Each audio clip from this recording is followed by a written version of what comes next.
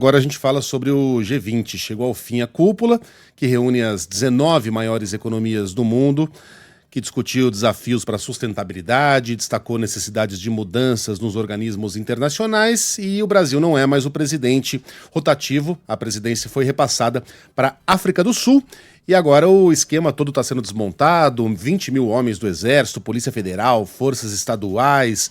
Tudo que foi montado ali na zona sul do Rio de Janeiro está sendo desmontado naquele clima de fim de festa, né, João Boeri? Bom dia para você. Oi, Megali, muito bom dia a você e a todos. Pois é, inclusive a missão da garantia da lei e da ordem chega ao fim amanhã, quinta-feira, dia 21. Ontem, o presidente Lula, na cerimônia de encerramento, um pouquinho antes da cerimônia, como a gente acompanhou nos últimos dias, em toda a sessão plenária e também no encerramento não seria diferente, o presidente Lula discursava no início de cada sessão. E aí, nesse último discurso dele, ele destacou principalmente 2 pontos que foram considerados pela presidência rotativa brasileira como pontos altos, principalmente nesse G20 de 2024, nessa cúpula de líderes que aconteceu no Museu de Arte Moderna, na Zona Sul do Rio. Principalmente o lançamento da Aliança Global contra a Fome e a Pobreza, que a gente viu na segunda-feira. Teve alguma repercussão também com o presidente da Argentina, Javier Milei. A Argentina acabou sendo o último país dos países membros do G20 a aderir à Aliança Global contra a Fome e a Pobreza. E o presidente Lula também destacou o início de um debate futuro ainda sobre taxação de super ricos. Na declaração final dos líderes do G20, divulgado na noite de segunda-feira, esse ponto aparece como taxação progressiva e que os líderes estariam muito dispostos e comprometidos a continuar esse debate, pelo menos nos próximos anos, nas próximas cúpulas de líderes do G20. Durante a presidência rotativa do Brasil, foram realizadas mais de 140 reuniões, 24 reuniões ministeriais, como a gente acompanhou ao longo de 2024.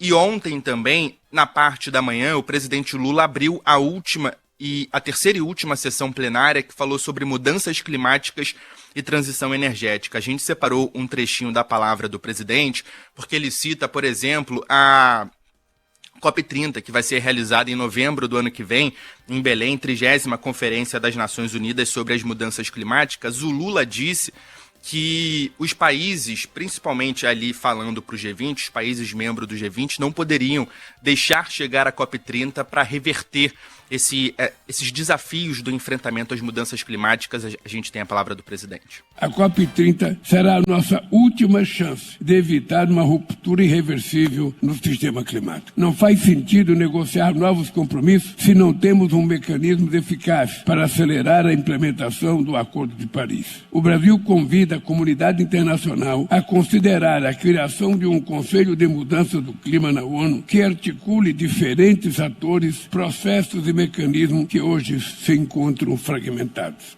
Além da COP no ano que vem, prevista para ser realizada em Belém, aqui no Brasil, a gente também tem a expectativa, uma vez que o Brasil preside também a próxima reunião do BRICS, e tem até alguma possibilidade, isso já foi discutido inclusive pelo prefeito do Rio, Eduardo Paes, pelo ministro das Relações, Mauro Vieira, sobre a possibilidade de ser realizado também aqui na capital fluminense, a ver, pelo menos nas próximas semanas, se isso vai se concretizar ou não. Fato é que o presidente Lula também propôs a criação de um Conselho de Mudança do Clima dentro da Organização das Nações Unidas.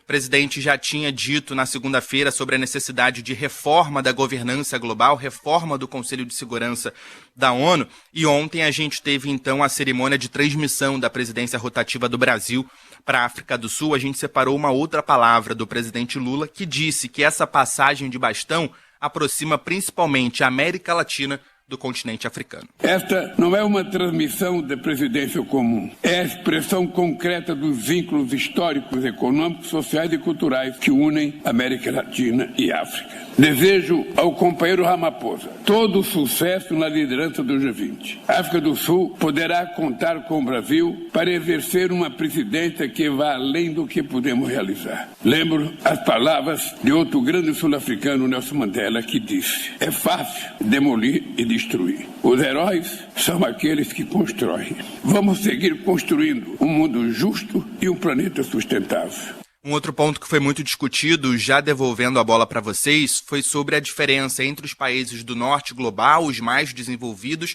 os países do sul global menos desenvolvidos. E aí vale uma curiosidade: a África do Sul é o quarto país ainda em desenvolvimento a assumir a presidência rotativa do G20, antes do Brasil, Indonésia e Índia também sediaram a cúpula de líderes do G20, pessoal.